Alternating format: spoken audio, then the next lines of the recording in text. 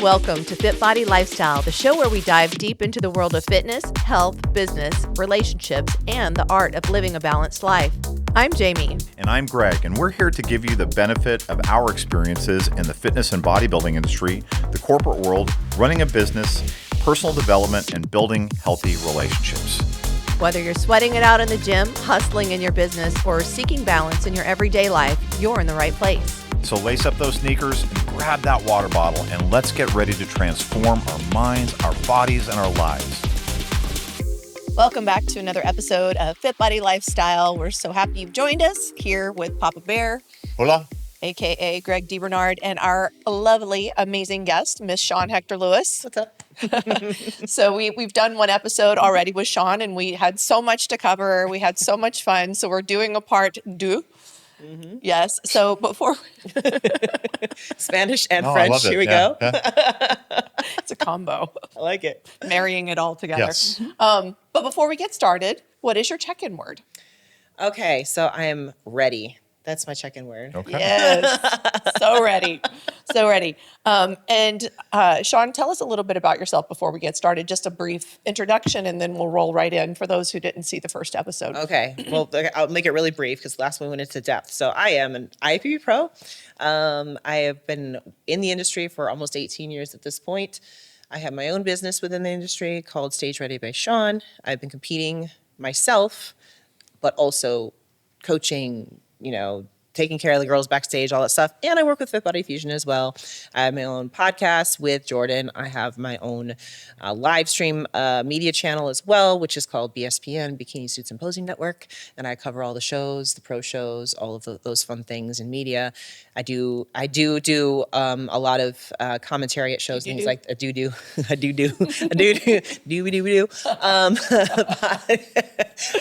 Media at all the shows. Basically, if it's been done in the industry, I've probably done it. I've done expediting, I've done judging, I've done all of it.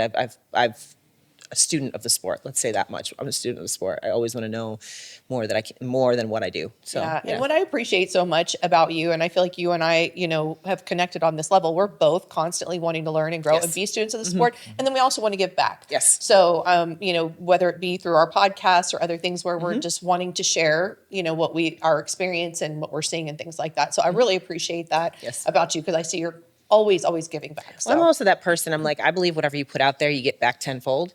So if I'm putting good stuff out there, I'm going to get that back to me. That's why I say, like, I'm always about, I'll give as much as I can because I know it's going to come back to me in one form or another. Sure. So. I mean, and I know this is kind of off topic, and we'll get back to kind of talking about the evolution that we finished off on. But I just want to give kudos because a lot of times people don't realize that when you're doing, you're going to shows as press, whether it's doing a live stream or doing your rundown of the different things, like it's, on your dime to get there, right. to, the time, the energy, the effort, the travel, all the things that go into it. So, I think a lot of times people don't know or don't give you, the credit or the praise. I do know, and I know the kind of expense that goes into that. And it's just something that, you're giving away. That's right. And it's hugely beneficial. I mean, there's a lot of people that are watching these things, that are learning from these things. And, there's just really no one else doing it like you're doing it. So appreciate that. And that's the thing that I don't think people realize, like you said, I'm not working for anybody else. I'm working for myself. So, some other people, maybe they're covering for a certain company or whatever. I am the company. So that comes out of my pocket at the end of the day. Right. You know what I mean? So now to that same token, I've done a good job. So I've been able to secure sponsors and things like that. Sure. But that didn't come overnight. Right. Too. I think a lot of people just assume that when you start stuff like that, the money starts pouring in, and that's just not how it works. They don't see the years behind it. Right. Yeah. Years. That's just not how it works. And also we talked about this last time too, the sales part of it. Like nobody's going to come to me and offer me money. I got to go out there and ask, like, okay, do you want to sponsor my channel? Do you want to sponsor this or whatever?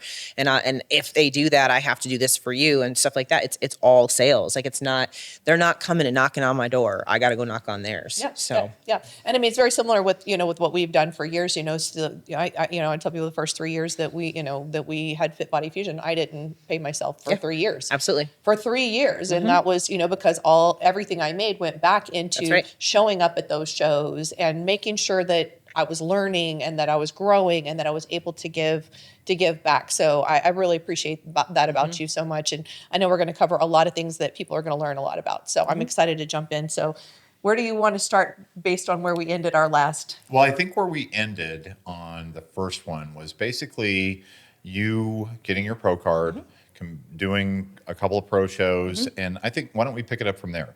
Okay. So give us a time reference in terms of the year. Because you had switched from figure to bikini, bikini, right. as a pro. Right. Which you So- can do, by the way, if people Yes. don't know that. Yep. So that was, okay, I'm going to get my years wrong. So that was 2011, 2013? Was it 2013? Yeah, I think so. Switched over to back to Because you bikini turned pro in 2014. 2011, right? Yeah. If I pull up my, Surprised you don't have it on. I was gonna say, I'm like, I pull up my thing. I always mix up my years. No, it wasn't 2011. No, I turned pro in, was it 2011? Yeah, I turned pro in 2011. I think I turned pro in 13.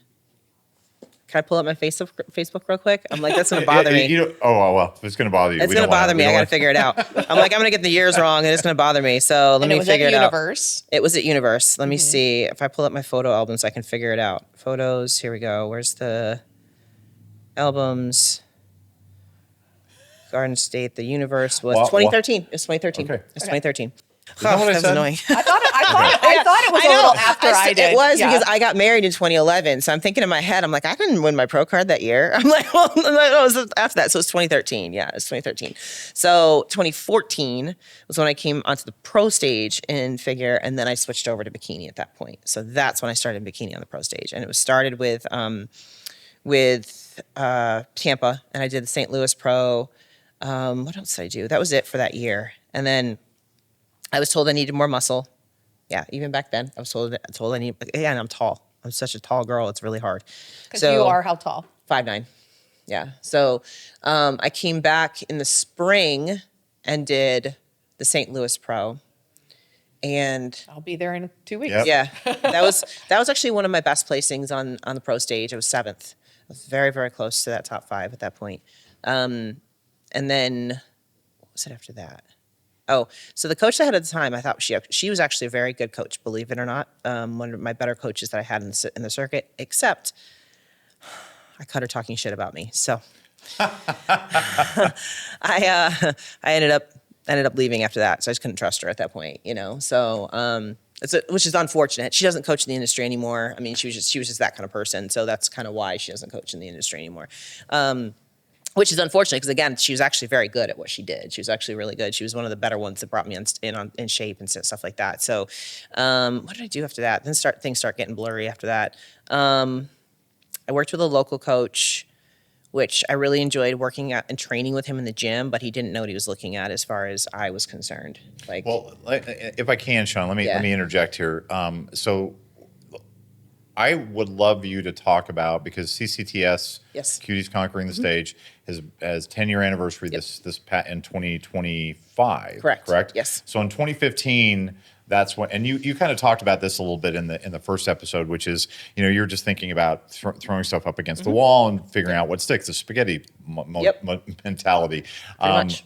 Talk about how CCTS kind of came into being, how the kind of the integration, if you will, I don't know, intersection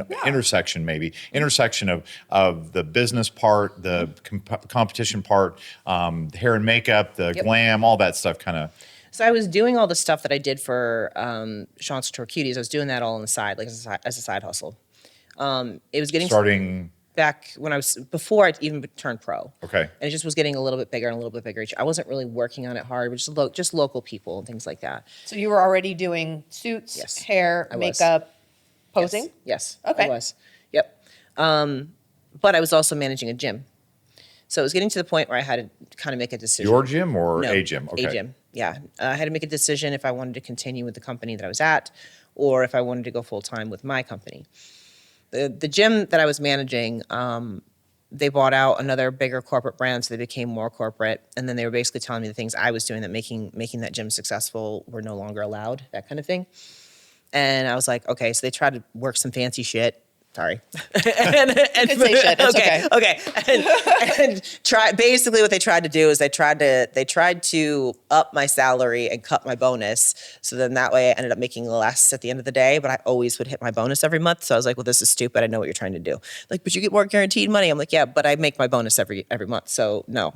So anyway, try to get fancy with that. So I was like, all right, I think that made my decision. So I quit. And I was like, I'm just going to go full time with my thing and just see what happens, right? Which was really dumb because that was October. And there's nothing going on in the bodybuilding industry after that point. So I was like, okay, that was probably the worst time I could have done that.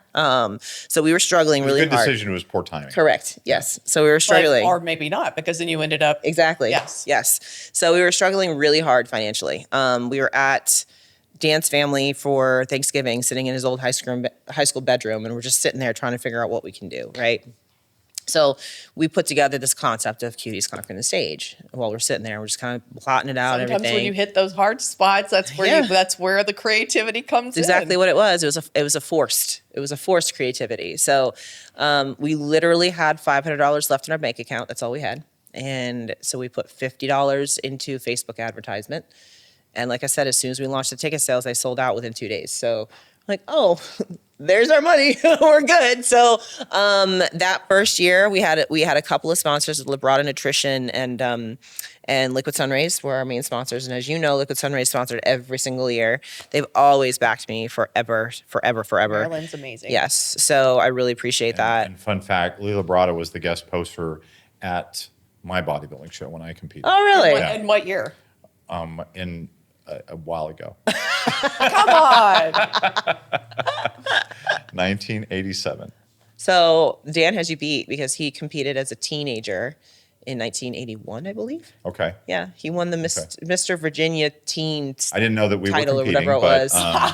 yeah. But was Dan I was He actually was Mr. Utah Tan. That's right. And so we have I was the runner-up at Mr. Utah Tan. So to be fair. I was gonna say, to be fair, Dan didn't even do a tan. He just went to the beach. Okay. I got tan that way. He didn't realize he had to put a tan on. Yeah. Well, that's how I tan too. I did not put on an external tan. Yeah, that's I was a tanning. I mean, I'm afraid of the cancer that's probably coming my way at some point. Knock on wood. But I was a tanning booth baby. So yeah. And I worked in a gym, so I went on with my normal tan, and it was just oil on top. Yeah, that's what Dan did too. Yeah. He was 18, and he lived in Virginia Beach, so he literally just went to the beach and got tan that way. He didn't realize he had to actually put color on or anything like that. But he was working in a gym. Well, you've seen my pictures. I was tan. Oh yeah. Yeah, I was tan. Yeah. So I forgot what we were talking about. We were talking about CCTS. You were talking about your sponsors. Yeah. And the most interesting part about that is not the idea that you came up with. It was that you were in Dan's childhood bedroom at the time. That to me is super interesting. So yeah. So it was like it was literally Thanksgiving. We're sitting there trying to just rack our brains on what we could do. You know what I mean? So we were this tight. You know, a gnat's ass over a 10-gallon drum. But anyway, I have not heard that expression. So is that a 4-H expression? A gnat's ass over a 10-gallon drum. Yeah. Okay. All right. I've not heard that one Tighter either. than a gnat's ass over a 10-gallon drum. Okay. Yep. So there's that. I'm gonna have to think about that metaphor later, but I don't have time for it now. I don't have the brain. So that's what made our decision. We got a little conference room in the Staybridge Suites.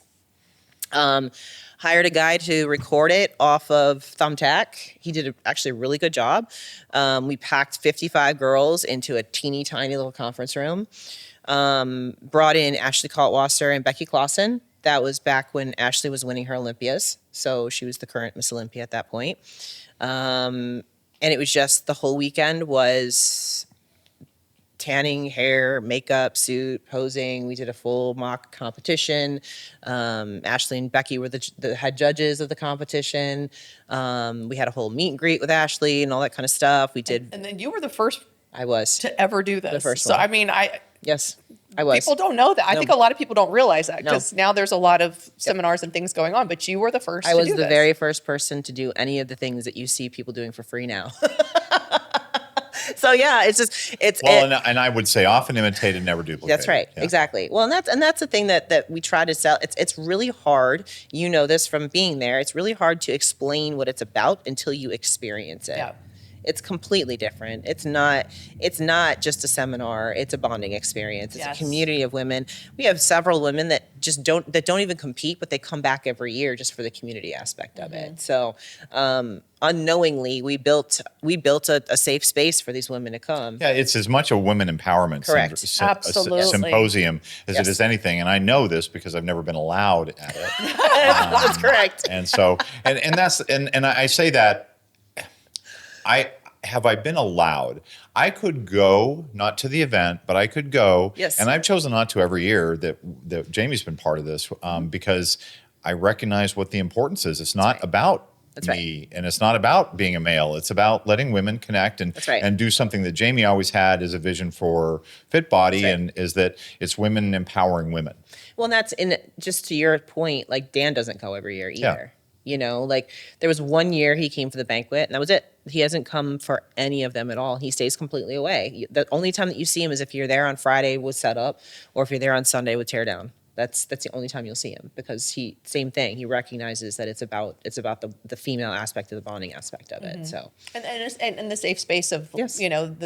because there's women maybe never competed before, or they're in their off season, they're not in competition shape, they're in bikinis or walking around. Like my first time going, it really was such a mind blower to me to watch these women come in and then see their transformation when they walk out, the confidence, the relationships, and that's what I'm all about. That's why I was sold from day one. So I feel like that was a huge, because it keeps you connected and invested in the sport. I think women need community. For a lot of us, when we get into our adulthood, it's hard to find other women that we can connect with. It's difficult to just be by ourselves because for a lot, and I don't have this issue, I don't have kids, but for a lot of women, all they do is they're at home with their kids all day and they don't have those adult relationships like they had when they were younger. So, that gives them a place to create those and cultivate those, and just through that, they're able to connect on that in-person basis, and then they can stay in touch throughout the year. They help each other when they go to shows. They go out, like some of the girls are best friends now that just met randomly. They travel with each other. Yeah. And that's how it is a lot with FitBody too. Yeah. Like, people, I think the other thing is too with bodybuilding can feel very isolating. And so sometimes even the relationships, like you start to do this and live this lifestyle, and some of the friendships that you have maybe it kind of becomes like an odd fit because they aren't living the same lifestyle. Exactly right. Maybe they want you to go out drinking or, doing things, eating, foods you can't have or whatever. And so then all of a sudden you're surrounded by these like-minded people. And then there's that level of support, that a lot of times people didn't feel like they felt very alone. And so I do think it's, in many ways it's important for people to find those connections. And I feel so blessed because I'm surrounded by all of you guys. So you kind of forget sometimes, Yeah. Like when people are first coming into the sport, they don't have all that. And that's one thing that was really cool about that event too, is that every year we have more women that come into it that have never competed than those that have over and over and over and over again, which was really cool. And it's also that level of not just the trust within the community, but also, as we were just talking about this, there's a ton of information out there now about the sport and not all of it's correct. So you don't know what to trust and what not to. Sure. So when you have people, like physical, actual people that you can trust telling you this is the right direction, it makes it a whole lot easier to make that selection, whether it's coaching or whether it's, what companies you align yourself with or what shows you decide to do or how you're going to follow your protocol or whatever it might be. When you got somebody that you trust as a friend that can tell you that that's the right decision, that's invaluable because like I said, there's a plethora of information out there and a lot of it's wrong. A lot of it's wrong. Yeah. So, so it was never, again, when we created it in his high school bedroom, it was never something that we saw doing that. But sometimes, again, you got a lot of no's and that was the yes right there, So, and it was bigger than you could ever imagined it could have been, so. Yeah. That was exciting. It was very exciting for me to be there and to be part of it for how many, 6 years? I think so. I think 6 years. Well, you started, 5, because you started in the year 2020. Okay. That was the year that you got sick. Oh, that's right. Yeah. Yes, that was our first year. Yes. Yes, because I got sick before COVID happened at my event. Yes. Yep. So you came out for the banquet. That was it. Actually, I remember I was on the panel, but I was like, Yeah. Yeah, You sorry, came out, guys. you did your little FitBody plug thing, little time frame that we gave you to speak, and then you came to the, like you said, the panel and the banquet, and that was it. That I was felt it. bad because I was coughing so Yeah. much, but Yeah. I was probably patient zero. She was the one that brought COVID into the States. Sorry, guys. No, we're probably very thankful that you did not come down and expose everybody to it. So, You're you know, before we knew it was going to be. That was actually our biggest year. That was our biggest year as far as attendance was concerned. It was big. But then it just got difficult after COVID, you know? Right. Well, it got difficult after COVID. It also got difficult because now there's a seminar seemingly Correct. every weekend. That's right. And so many of those, and that's not a criticism. It's great. Yes. The more we get that out there is better. But I guess the thing that I would say is that not all seminars are created equal. That's right. And there's a difference between going to a seminar and getting, you know, the judges or athlete input or perspective versus going to yours, which is really an experience. That's right. And it is one of the few that because of and part of it is because of the time. That's right. If you go to a day seminar, it's you're going to get so much in that day. But when you do CCTS, you're there for 3 days. That's right. And so, it's all yeah. immersive too. It's like you don't leave when the seminars are over with. There's banquets, there's girls' night out, there's cocktail hours, there's, you know, you get together for breakfast in the morning. The girls go train in the morning before they go to breakfast, you know. So it's all day, every day. It's not just okay, let's come in at 9 and leave at 5. That's not how it works. Yeah. You know.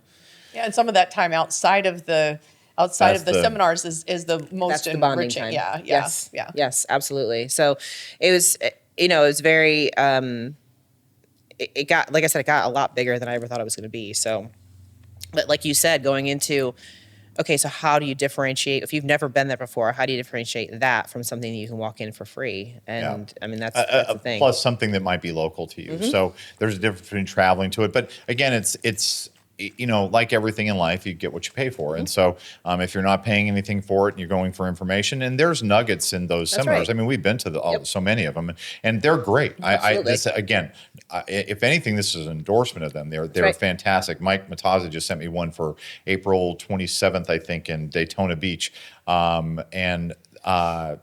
Which this probably episode will air before that, but there's something great in all of these seminars. If nothing else, the opportunity to connect with other athletes that you may not be able to know in a non-competition environment. So it's not like show day where you've got 100 other things on your mind. It's an opportunity for you to connect to people in a safer environment, if you will. But there's something about CCTS, especially because it's women only. Yes. It's an immersive experience. It's something that it just is unique to you. It's something that you created, and I love that. And that same topic too, the immersive experience. I mean, you can attest to this too. We felt our sponsors always got a little bit more out of it than sponsoring a show. You know, like where if you're at a show, 100%. you know, if you're at a show and you're at a booth, and it's one thing that the competitors there are focused on competing. They're not focused on going and talking to people at the booths. Versus when you come to CCTS, again, you get to sit down and actually talk with the sponsors that are there in a environment where you don't feel like you have to rush to go get on stage and get your tan done and go get your hair and makeup done and all this kind of stuff. You know, More relaxed, and you can actually get to know conducive. that company and what they do. Well, and Sean, to your point, we do not make money when we sponsor a Correct. show. Yes, I know. In fact, it's the opposite. Yes, I know. But the sponsorships that we engage in really are there because that's our way of Supporting. giving back That's right. We're to the supporting sport and the supporting promoters. the promoters, and where we want to put our athletes as well. So it's a more complex algorithm than is just, hey, you sponsor the money and you're going to get more. No, we don't. We do not. And I don't get- think people realize No, that. they Nobody don't. makes money. A lot of people don't realize like how expensive it is for the promoters to put on yeah. the shows. And to your point, that's one of the reasons we do, you know, make sure we're supporting these promoters because it's tough. I mean, it's very expensive to put these events on, just like what you experienced with putting your event on. And we've put events on, and guys, you'd be very surprised. Things add up. It's gotten worse since COVID. They're tacking on more and more fees and this, that, the They're other making it up. thing. And Yeah. it was absolutely. Yeah, I mean, you were saying that doubled in price from 1 year to, I mean, it's And just even like, because we do food and stuff like that too. So even just the food costs, because the food costs are going up in general, they're going up 3 times as much for these hotels and everything too.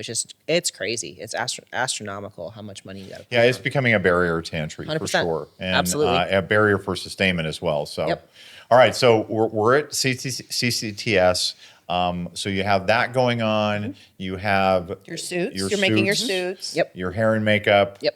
your competition coverage through BSPN, right? Yes, Okay. correct. Yep. And like there used to be a skit on Saturday Night Live with Jamaicans, and oh, how many jobs do you have, man? And I'm a doctor, and I'm a chef, and I'm like you have Yeah. like 17 jobs, Pretty much. and so yeah, Yeah. So, but they all tie in together, they do. right? There's So- intersections among them all. Yes. Yeah. So I started the YouTube thing really because of COVID, because a lot of the shows weren't happening and stuff. So I just started doing like live feeds on my Instagram and stuff like that, and like just educating, because we weren't covering shows, but I just started educating on the sport through, reels and live feeds and all this kind of stuff, and that just kind of blossomed into the show reviews. And those picked up because I was really the only one doing them, and I do have a good eye. I mean, I was a judge for a period of time. I tell people all the time, I was a judge. I'm not anymore. I didn't like doing it. So it's a hard job. People don't realize like sitting at that table all day long is not easy. It's a hard job. Yeah. It's not easy. Right, and you can't take your eyes off. I mean, it's a very hard job. No. That's the thing. Like, our promoters, our judges, like all these people, like give them appreciation and respect because they are working hard. Yeah. When I was told also, which, things have changed a little bit now, like with the judging criteria, if you want to be a judge, you can't be an active competitor and things like that now. Back then, that was not the case. But I also was called up and said, listen, people are talking, saying that the reason why your athletes that you're working with are winning is because you're a judge. So we need you to choose, either you work with your athletes or you become a judge. I was like, all right, that's an easy choice. So I told them, I said, listen, it's not. That's exactly why I didn't judge. I don't know if you know that, but I was supposed to start test judging, and they called me the night before and they said, you have too many athletes. Like, we're going to have to constantly pull you off the panel. So what do you want to do? And I'm like, well, see, I wasn't even a coach. I was just posing coaching, and again, I was doing the posing and I was doing the hair and makeup and the suits and all that stuff. And again, that's exactly what they said to me. The perception is that because your clients are doing well, and I'm not even on the panel for them on stage, it's like other shows that I'm not even at, but because you're a judge just in general, that your clients are doing well. I am going to wholeheartedly support that perspective. Yeah. And I think we all would. And I pull from my legal background here, but it's not whether there is a conflict, it's whether there's an appearance of a conflict. Correct. And if there's an appearance of a conflict, then you're undermining the credibility of what takes place on stage, which you do not want to do. That's right. So I actually respect the organization for imposing right. that. And that's why I said this instead. I was like, I'll just work with my clients. But then it makes it. But then on the other side, it is making it harder to get quality judges. To get quality judges, yeah, absolutely. Because those of us that are good at judging, it's because we're involved with the athletes. That's why we're good at judging. You know what I mean? So outside of the people that don't work in the industry and don't go to the shows all the time, like just don't have the same eye. You know, so it's hard. It's a difficult thing because you have to balance both. You have to balance both of those things. So, but yeah, so I stopped judging because of that, and then. Like I said, all that stuff just kind of evolved together. So for most of the girls that I worked with, I was doing everything for them. I was doing their posing, their suit, their hair and makeup, all of that, just not their diet and their training. That's the part that I didn't do. And I never wanted to.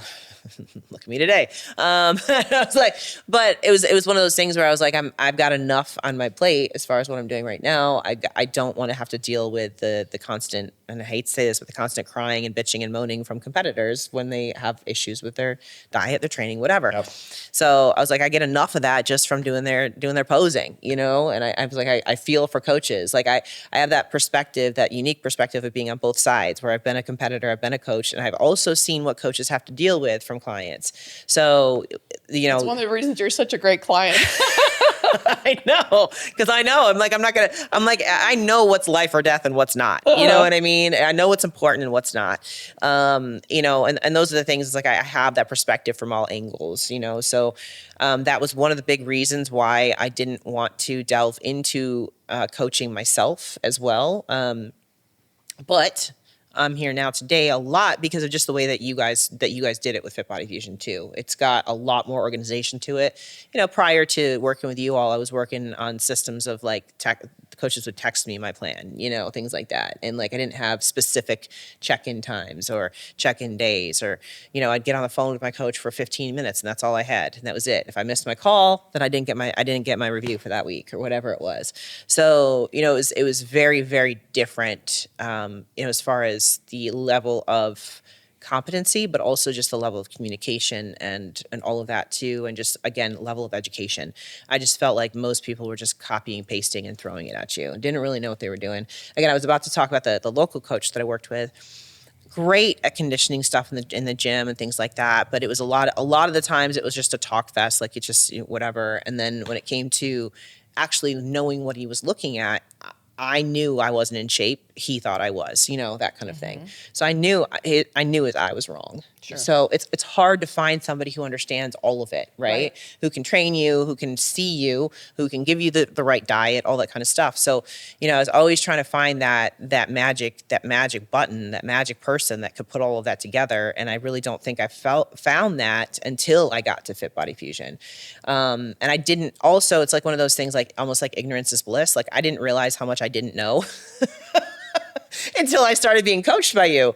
And I was like, damn. I was like, why didn't I have this sooner? If I had this for the first 10 years of my competition career, things would be completely different today. I look at how much progress I've made just as an athlete under you, and I'm like, okay.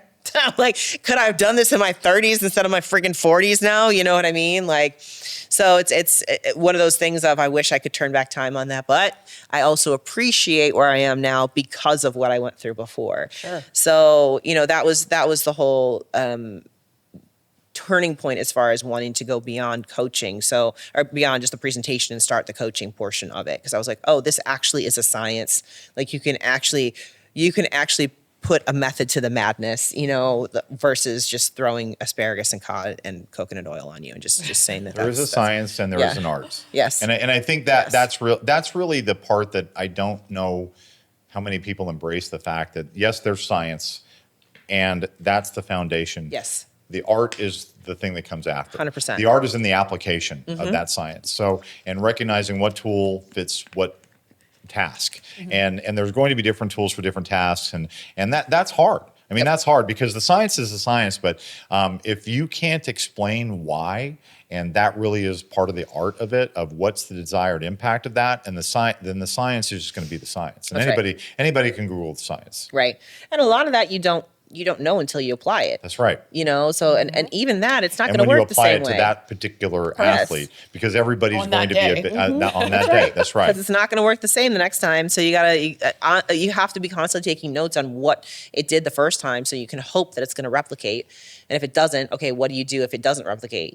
So there's that's always also something. a huge, I'm not going to call it frustration, but something that we see all the time is that, well, in my last prep, in my last prep. And it's like, okay, the last prep was a reference point, Yes. but it's not the decider on what we're doing here. That's right. And if you've changed, if your body's evolved, and biochemically you're going to be different than you were before. I mean, hormonally you're going to be may have more different. muscle You in may have more different muscle. That's right. places, So like- all these things, all these variables that impact how each prep is different. So That's right. you use the last prep to inform, but not as the roadmap. Interested in changing your life or stepping on stage? Join FitBody Fusion today. Experience the FitBody Fusion difference with tools, knowledge, and community support to reach your healthy and sustainable lifestyle. We guide thousands on their fitness journeys, from seasoned athletes to those who are simply seeking a healthier life. Our expert coaches provide personalized plans and unwavering support, empowering you to thrive. FitBody Fusion is more than just training. It's a community. We understand the challenges of solo fitness journeys, which is why we foster a supportive environment where members encourage and motivate each other. Join the FitBody Fusion community today and unlock your full potential. Head to fitbodyfusion.com to sign up for a free consultation. And do it today.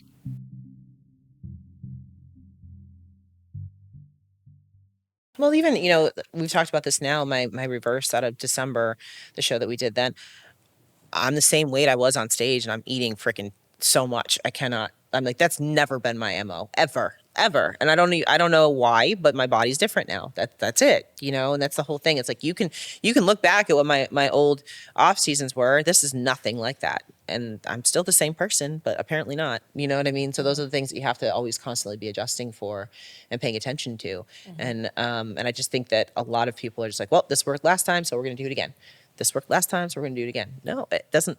That doesn't work though. That doesn't happen like that. The body changes as you change. So I also think it's interesting. Like, I know you and I have similar backgrounds, and Yeah. we were both competing in the way, some of the techniques and things like that. But I do think that when I was competing, it was like, okay, you're 12 weeks out from the show you're going to do, now you start. That's right. Whereas Yes. it's a very different approach that we Yes. have now, where it's methodical throughout. Yep. So of course there's different seasons, and the way that we're handling an off season, like you said, you're eating a lot more food. You're not really, you just have a step goal, not really doing much cardio or anything like that.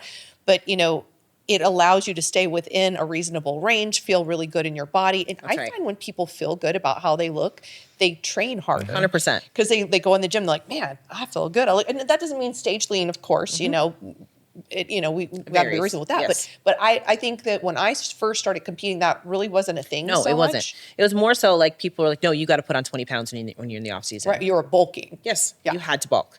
Now it's like we realize that scientifically that is not the right thing to do for most people. Right. For some people, yes, they got to put on more weight. So again, we always use that term of it depends, But again, it goes back to feeling good as well, because you're going to spend the majority of your time in your off season. So during that time frame, you don't want to hate your body. You don't want to hate what you're doing. So I do, for myself and for my clients, try to say, listen, I understand that we want to gain more muscle, but at the same time, I want you to feel comfortable in your own skin right now too. So, Right. Let's take a little bit more time so you don't have to put on a lot more size. But if we take more time, then we can just get you a little denser while we're taking that time. So that way, during that time, you feel good and you want to train harder. You want to keep going. You want to keep doing this, versus let's just throw a bunch of weight on you because you got to take it off again, So it's like that was the yo-yo, old. that yo-yo, Yes. and that also causes metabolic Correct. issues. Like Yes. it's your body starts fighting you the Yep. more you do this yo-yo thing back and forth. And I mean, we've known about the problems with yo-yo dieting for way Yeah. longer than I feel like we've known about bodybuilding. I mean, Yep. that's always been a thing, and yet in bodybuilding, it was like part of the way we did it. And it's kind of interesting how now we've evolved to our level of Some knowledge of us evolved. yeah, Yeah. of course, Yeah. yes, of course. Well, as I say, I'm like, I still hear all the time. And the unfortunate part with being a posing coach is I just have to keep my mouth shut most of the time. And I hear about these protocols and things like that. And I can't some say of it's anything. scary, It's right? very scary. It's very scary. And I'm not even talking about like PED protocols. I'm talking about just general like food Nutritional protocols. protocols. Yeah. Yes. And I'm like, I want to say something so bad, but I can't. Like there's no, like that's not my spot. That's not my place.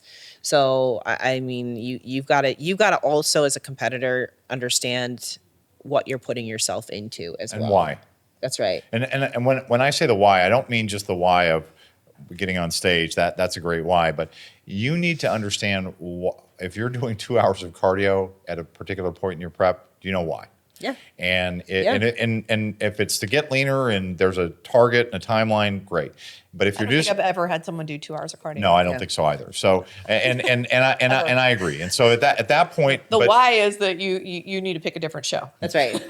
Right. You should You not need didn't to have do a good 2 enough hours. off season, or you're not cutting fast enough, or whatever it might be. But at that point, you're right. That's why we don't do the 12-week preps anymore. Right. That's why we go into and that's the hardest thing for somebody coming into the sport to understand, because they go onto Facebook boards or whatever, and they're talking about, I'm 12 weeks out, I'm 8 weeks out, blah, blah, blah. I'm like, okay, yeah, but the biggest thing I hear from girls after I get them into their programming is, okay, when are we going to be ready to get on stage? I'm like, I don't know. We have to see how your body responds to this first. Yeah. Like we have to. And how consistent you are. Correct. So there's those two Exactly. Those two pieces. I'm like, I can't. For a lot of people, it's the consistency aspect. And I'm just going to put it out there right now because I hear a lot of crap talked about coaches. Coaches cannot coach you if you're not coachable. Right. You have to do what your coach is telling you to do, or they can't help you. You have to be transparent. It's okay if you screw up once in a while, but tell your coach when you screwed up, because their job is to help you get to your goal. And if they don't know what you're doing, they can't do that. Right. If they're making adjustments based on what you Yes. think you did and not what you Yes. actually did, then Yes. you're basically you're throwing your money away. You might as well Absolutely. just put it in the fireplace. Absolutely. And Yeah. you can't, and I always say too, you can't expect results from the work you didn't do. So like if you're not doing the work, you're not going to see results, period. Right. It's just not going to Yeah, happen. your coach doesn't have a magic wand. No, like I saw somebody post about that the other day, saying like the coach is your GPS. You have to actually drive the car. The coach is giving you the roadmap, but you actually have to drive down the road in order to get there. Right. So if you can't just expect to show up in California if you're in New York and you're looking at the map. Like you actually have to do it. So that I think is the biggest problem with a lot of competitors or people that want to compete is they just think that they can just show up, and that's just not how that works. You have to put the consistency and the time into it. And your coach is not a magician; they can't just wave a magic wand and say, "Okay, you're ready." So, but yeah, the biggest things I think that have changed is like you said. I mean, we do things methodically in what I call pre-prep. I have a client right now who she's doing a phenomenal job. She has quite a bit of body fat to bring down, but she asked me the other day, she's like, I know we're not in prep yet, but when will we be? I said, we're kind of in a prep right now. I said, we're seeing how your body's responding to everything. I said, she's doing everything perfect. She's doing everything. She's really stuck to everything. I said, you're doing really, really good. I said, if we continue this, give us a few more weeks and we can start looking at shows and know when we can be a certain time frame out, things like that. I was like, this is what I consider pre-prep right now. Those terms are not widely used. And I hope that they become more widely used, because then people understand the expectation when they come in, because I think, again, a lot of people still come in with that expectation of, okay, I'm going to bulk, I'm going to cut, I'm going to bulk, I'm going to cut. And it doesn't work like that. Yeah. And it depends on, what the person's background is. Yes. And how far they are off. I have somebody I've been working with, who she came to me about 210 pounds. I told, kind of same kind of thing. When do we get to, I said, well, let's get to 160. Yeah. And then let's start talking about show timing. Yes. Like, let's get, and that gave her a goal to get towards. So right. it's been really cool to watch her every week, like getting excited about getting closer to that. I think we're like 17 pounds now from it. Okay. Which is super exciting, Yeah. but it's like, there are different phases. And I think the people that are most successful and stick around are the ones that look at this as a lifestyle, not as a 12-week Right. project. Right. And also, I mean, just on that same token of there's no easy button. Like if the first thing a person asks me about is PEDs when they get on a call, got to get the basics down first, man. Right. Like you got to eat, sleep, They never and train. stepped foot in the gym, but That's they're right. like, I'm like, guys, that's not an easy button. I'm sorry. It's just not. That's the last thing you should be talking about. Once you get everything else in play, that's when you have those kind of conversations, not right out of the gate. Process over outcome. Correct. Yes. Yeah. Yep. So we're running out of time. Okay. And what I'd like to do at the back end of this is for us to kind of talk about. So this year was a banner year, was a marker year, if you will, a benchmark year, because we introduced Fit Model. Yes. There's a whole bunch more natural shows this year Yes. in the NPC.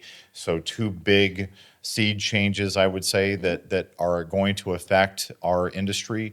And let's just talk a little bit about that, about how that's evolving the sport, where we think it's going to go. If you want to talk about predictions for future evolutions, we can go there. But I'm just curious. I do think that we saw that Wings of Strength notification that they are affect the prize money at the Wings of Strength for the female bodybuilders is changing now, Yes. which is good because it's back at the Olympia. So Yes. which is the right thing to do.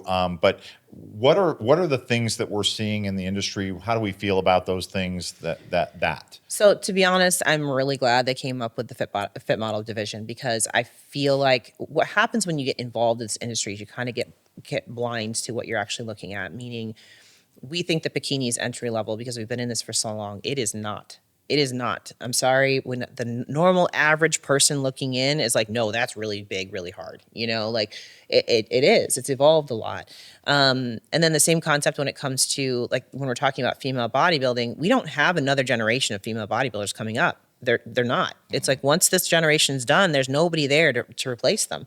So people are always talking about, well, this is another division for the women. Okay, we got like 10 female bodybuilders left. Like that, I'm sorry, but that division plus probably fitness too, they're phasing out.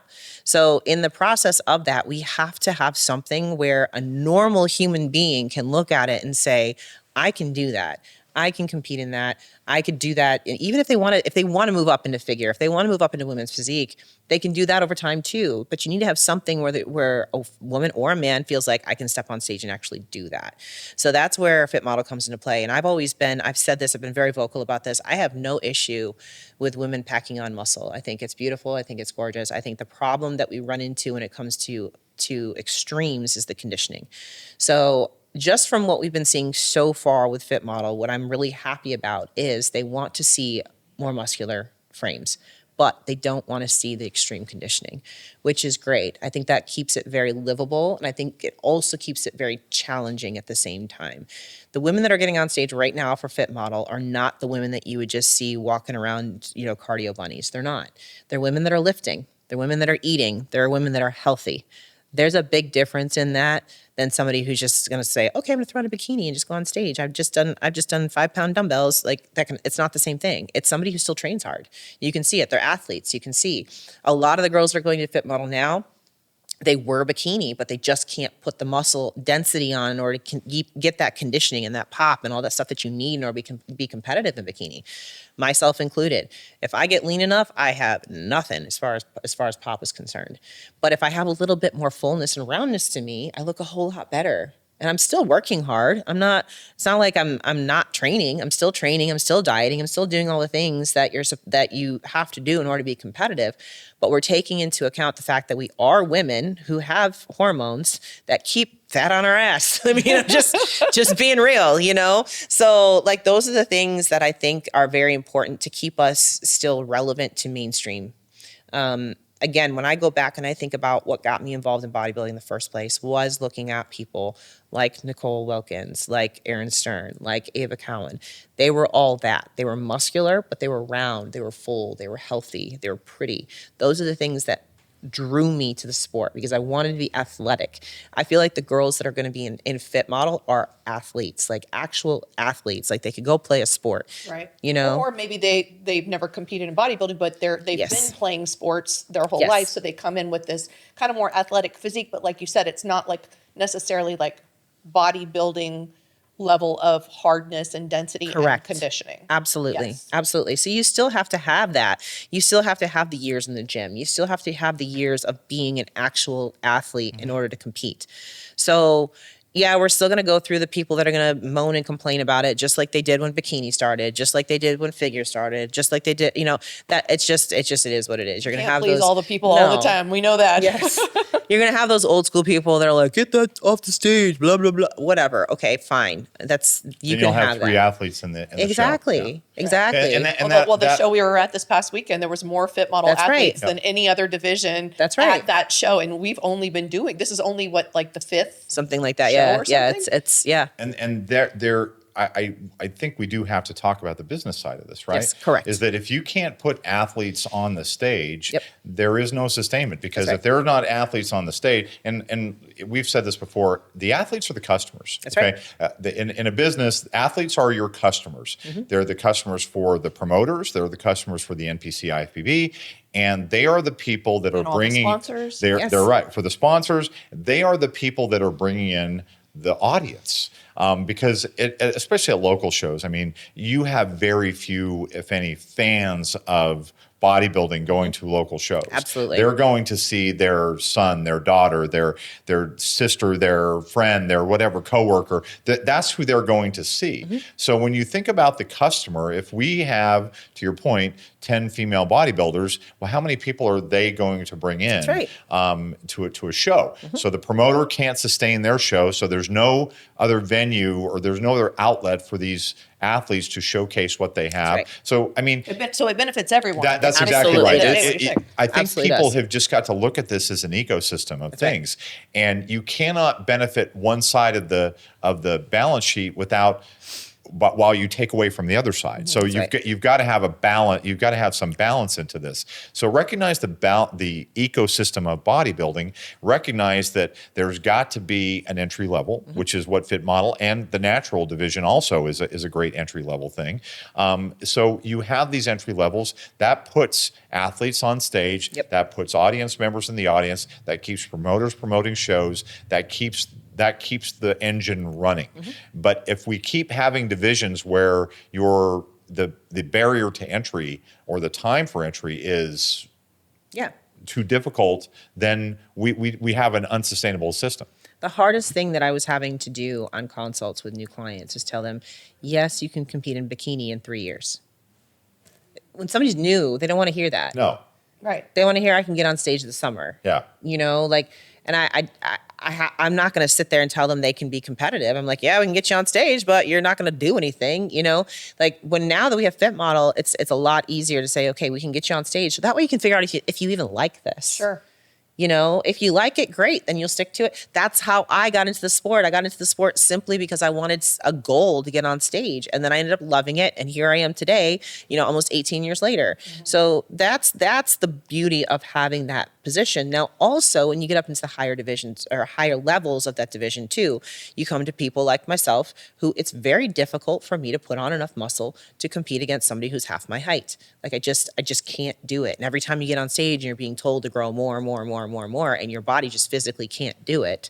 And even if you do it, you're still going to be an outlier. You're still going to be super tall and not competitive with the girls that are shorter than you.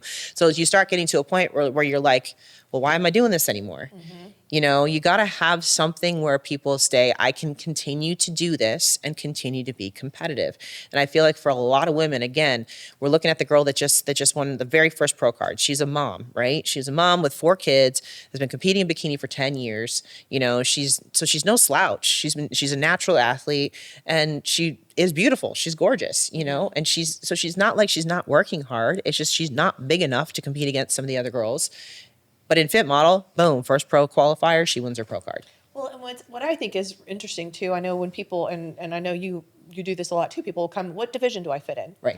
And one of the first things I ask them too is, what do you want to look like? That's right. Like, what do you like? Like, That's right. So for example, if somebody really loves like that lower body muscle, maybe wellness is the right fit for them. I mean, obviously we got to also look at their structure and what, yeah. but it is important. And what's interesting about, you know, talking about Fit Model as an entry level, I have a lot of people that are doing Fit Model that they were attracted because they like That's the what they look of wanna Fit look Model. like. They're not looking at it as an entry. Absolutely. They're looking at it as, I want to be Fit Model. I want to compete in Fit Model right. because I love this look. That's right. It's more sustainable for me because I don't have to get quite as lean. Yep. And so I can live in this body. A lot of them are moms. Yep. A lot of them have, you know, really, really busy jobs or other things. And they feel like, wow, this is something I can compete in and I can stay in for a very long time. That's right. So it doesn't, for some people, it might be an entry level and then they want to grow past that into a different division, which is totally fine too. And some people are just like, hey, I really love this look. Yep. Or my body, like you said, my body doesn't put on as much muscle, so it's more suited for this. And so it feels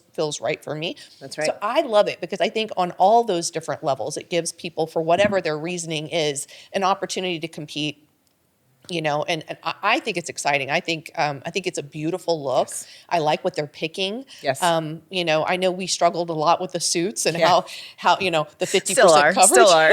And you make suits, so I know. you Still more than are. you know. Yes. but I do feel like we're figuring it out. Yes. You know, we're figuring out a fit that gives enough coverage, and you know, and the exciting thing about that too is, you know, some of these moms may not want to wear a suit that's kind of more like a you know, showing so much of their booty. So that's part of the reason that the organization is kind of sticking to Agreed. a more plain suit. It's less expensive.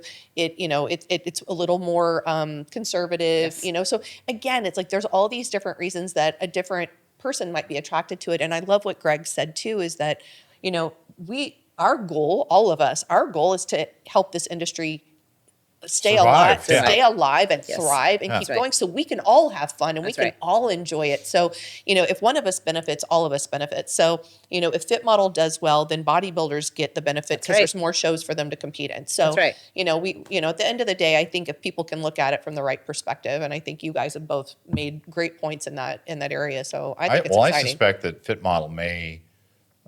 It'll Surpass? be interesting. Fit Model very well could surpass Bikini. Yeah, I agree. Just like Bikini surpassed. Exactly. right. And then Figure. and then I think what you will see is that because the proximity between Fit Model and Bikini is probably closer than Bikini is to Figure. And so I think what you will then see if that happens is that you'll see more people migrating to Bikini once they are able to put on the muscle. So Sure. And they want to push themselves to the next level. Exactly. Yes. And in that fashion, it really serves the purpose that I don't know whether this was the purpose for, but if we think about an entry level division, then that should be the purpose, that you're entering the sport of bodybuilding in the most accessible category, and then you can migrate to whatever if right. you Right. want, If you if want you to. want If you want to, yeah. you want to. Which then you have, I mean, I think about this from the corporate world in terms of progress. Are you able to progress? Are you able to advance? Are you able to develop and advance? Well, bodybuilding, that is the very philosophy of bodybuilding, is develop and continuous improvement, continuous evolution, continuously improving. Well, Fit Model really provides that starting point for athletes. And I do think that there probably needs to be a male equivalent of Fit Model. Agreed. Because men's physique has gotten so. Agreed. And I mean, I don't think this is not like controversial. I don't think I'm saying anything. If I am, great, then let's go viral on this. Right. But I do think that there needs to be, I know there needs to be an entry-level division for the men. 100%. Yeah. No, I that agree. men's health Yeah. sort of look that Right. that men's physique started at, because I do think, and I agree with you, and just kind of take that to the next level, like what's ended up happening, and now they have finally implemented a weight cap on Right. men's physique, but there was no weight cap on men's physique, but there was on classic physique. So what ended up happening is some of the guys that couldn't make weight in classic ended up doing men's physique, and now all of a sudden men's Yes. physique turned into something a lot bigger. Well, than, even with the weight cap, the guys coming on stage, I mean, They're massive. They're Yeah, they are. huge. Well, They are huge. we have one of our athletes, her significant other turned pro at yeah. an international show in men's physique, but couldn't compete in the pro show the next day because he couldn't make the weight cap. Oh, wow. Because he was too big. Oh, wow. But there's no weight cap for the amateurs, only for the pros. So he was able to turn pro, but then he couldn't compete as a pro because he couldn't make weight. Oh, So it's just kind wow. of interesting. I think that that's still an area for improvement for us as Yeah. an organization. No, absolutely. No, and I agree with that too. Like I had back in the day, I had Dan do one show with me, and he did men's physique, and because he has no legs. But anyway, Sorry, Dan. that's okay. I don't either. It's okay. That's what happens when you're tall. You have no legs. But they told him and again, he's 6'2", and he went on stage at 192 pounds, and they told him he was too big for men's physique and he should have done bodybuilding. Wow. Yeah. He was the biggest one in his class. The guy that beat him, like he took 6th out of 6. And the guy that beat him in 5th literally had rolls over his thing, but they told Dan he was too hard and too conditioned and too big. That's wild. Yeah. That's wild. And The now it would be interesting- like, well, Not that's even how I close. feel about, because Yeah. I mean, me being a figure Olympian, Yeah. and then I'm Yeah. like looking at these figure Olympians now, and I'm like, they Yep. would laugh me straight off the stage. That's Like, right. what are you doing here? Well, I told Dan, I was like, you just entered the wrong show. We did a show in Virginia. That was a whole other thing. It was a different, it was a guy that's no longer, the chairman of Virginia is no longer in the NPC IFBB. But I was like, we should go to Pennsylvania, put you in a Pennsylvania show, you'd win. Yeah. Yeah, that would work. Okay, Yeah. that's a lot. Yeah. We covered a lot, and let's start. But you did ask her, was there any? I was No. gonna say, I haven't even touched the surface. I know, but I don't. But if we go deep on this, then that'll be a whole nother 3 hours. Right, that I know. that we. So I don't So know. we'll have to have you back. Yeah. Okay, that I can do. But I'm I am right down glad the we road talked now. a lot about Fit Model, and Yeah. I'm excited because you're already a pro. Just so people know, we Yes. don't have pro shows yet right. because there aren't enough That's right. pros to compete in That's Fit right. Model yet. So next year we will have pro shows in Fit Model, and so we're taking Yes. this year to continue to grow. Is Pittsburgh going to be the first pro show next year? Is that what people are saying? That's what we've heard. I believe so. Okay. Yeah. So yeah. it's still over a year out Yeah. before we get a Right. pro Pro show. show. Just over a year out. Yes. Yep. So, just so people know, once you turn pro, then you can't go back and compete as an amateur. That's right. But if you do decide to switch divisions, that is You can allowed. switch. Correct. So that's what we're doing with Yes. you. So, it's exciting because you're very much leading the way in the posing area. Yes. And the suits, because Yes. that's your area too. Absolutely. So people that are looking for somebody in Yeah, guidance like in the I Fit have a Model whole area. I have a whole course I'm doing. So I've got a bunch of new girls that are either obviously everybody's new to Fit Model, but a lot of them are new just to bodybuilding in general. And I have Right. an actual course that I'm doing with them, going through nutrition, training, posing, the glam, everything. It's 6 different modules and all that kind of stuff. We go through it live, whole PowerPoint and all that. My PowerPoints. But yeah, my goal is to cement myself as one of the people that you can come to for that division. feel like I've already been doing that, but I'm going to continue to. You know, as we talked about before, as the division evolves, I'm going to be on the forefront of that, making those things. Shawn, I will applaud you on that, because I do think when Fit Model came out, there was some resistance to it. Yeah. And we were always on the side of, this is awesome. Yes. And I mean, you get the chance to shape a division. You get the chance to evolve in a division. You get the chance to set the standard for the division. I mean, that's freaking exciting. Absolutely. But it's interesting that so many people just balked at that, which I just, beyond People the don't like opportunity, change. beyond being opportunistic in that, which I do think there's an opportunity, but I just think there's an excitement to being able 100%. to shape something that's new that hasn't evolved yet. So in the same way the bikini evolved, and we saw that. So and figure evolved when it started. Well, so if you think about what I did with Cuties Conquering the Stage, it's exciting to evolve something or create something new. I'm all about creation. Like that's, again, with the suits, for me, it's I love sitting down and putting a puzzle together. You know, I see that the issues, okay, let's fix those. I have an engineering mindset. Like I want to make sure that we put this piece into that piece and this goes there and that goes there. So it's the same thing with evolving a new division. Like I want to put everything together, you know? So it's, for me, that's how I love that. I love problem solving. So this is a whole huge division to have problem solving attached to. So absolutely. Yeah. So we know we can get a hold of you through the FitBody Fusion website. Oh, well, let's get our checkout word first. Oh, okay. Checkout word is, I'm still on the same one as my check-in word. It's ready. Like I'm just ready to go. Ready. That's allowed. That's allowed. I'm going to change your ready to prepared, though. Okay. Okay. Sure. Because I think you're prepared for this. I'm definitely prepared. And we can talk about the difference between Can't those two change her words. check-in. Okay. Then this is my check-in word. It's her checkout. It's her checkout word. It's her checkout word. I can do it.